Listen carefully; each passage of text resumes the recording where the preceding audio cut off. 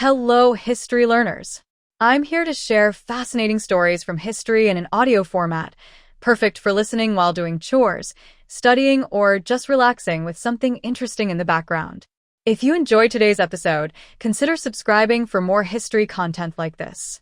Without further ado, let's dive into today's episode and uncover the eerie mystery of Qin Shi Huang and his unopened tomb, a buried underground empire that may still hide rivers of mercury beneath the earth after more than 2,000 years. More than 2,200 years ago, Qin Shi Huang ordered the construction of what may be the most mysterious tomb ever built.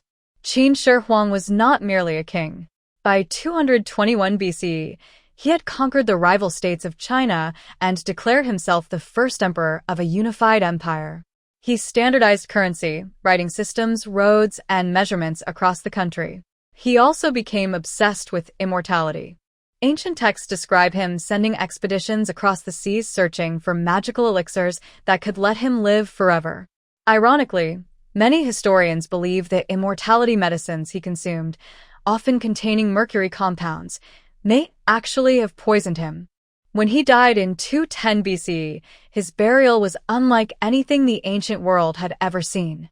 According to the historian Sima Qian, hundreds of thousands of laborers spent decades building the emperor's mausoleum near modern-day Xi'an. But this was not just a tomb. It was supposedly an entire underground empire. Sima Qian wrote that craftsmen recreated palaces, towers, government offices, and landscapes beneath the earth. The ceiling was decorated with heavenly constellations so the emperor could rule under eternal stars. The floor represented the geography of China itself. Then came the most bizarre detail. The rivers and seas of the underground world were allegedly made from mercury. Not symbolic mercury. It was actual liquid mercury.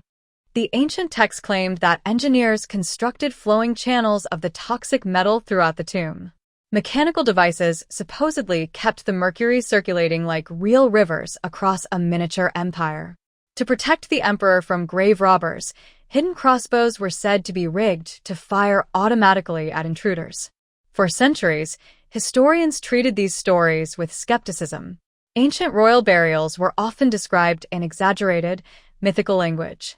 A subterranean kingdom filled with rivers of liquid metal sounded more like fantasy than history.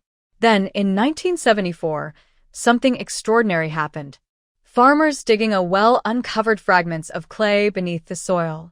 Archaeologists soon realized they had found part of the terracotta army, thousands of life-size soldiers buried in military formation to guard the emperor in the afterlife. Each face was unique. The soldiers carried real bronze weapons.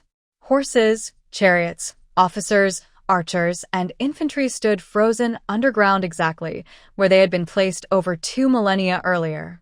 And the terracotta army was only the outer perimeter. The emperor's actual burial chamber still lay beneath a giant earthen mound nearby. As excavations continued, archaeologists began testing the soil around the central tomb. What they discovered stunned researchers. The earth contained abnormally high concentrations of mercury, not slightly elevated levels. In some places, the readings were many times higher than normal background levels. The mercury anomalies appeared strongest around the unopened burial mound itself. Suddenly, Sima Qian's ancient account no longer sounded impossible. Modern scientists could not prove there were literal rivers beneath the tomb, but the evidence strongly suggested that large quantities of mercury existed underground exactly where the historian claimed they would be. Over 2,000 years later, the toxic metal may still be leaking slowly through the soil. And yet nobody has entered the chamber. This is what makes the story so eerie. Despite all modern technology, the central tomb of Qin Shi Huang remains sealed. Archaeologists have intentionally refused to open it. Part of the reason is preservation. When some terracotta warriors were first excavated, traces of their brilliantly painted surfaces began deteriorating almost immediately after exposure to air. Colors that had survived untouched for centuries curled, cracked, and vanished within minutes.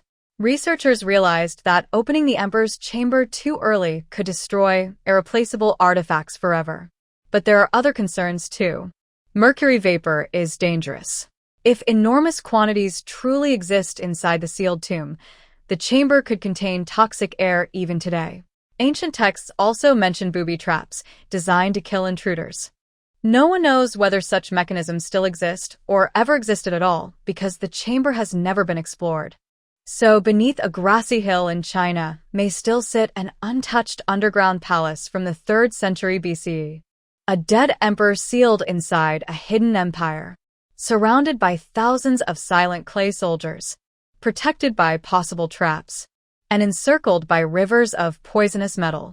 No modern person has ever seen it. And one of the strangest parts is this. The only reason archaeologists even suspected the mercury might be real was because an ancient historian wrote down the story over 2,000 years ago, and modern science later found evidence suggesting he may have been telling the truth. Thank you for listening to today's episode. I hope you enjoyed this journey into history. Be sure to come back tomorrow for another fascinating story from the past. And if there's a historical topic you'd like to hear about, feel free to leave a suggestion in the comments. Your ideas might inspire a future episode.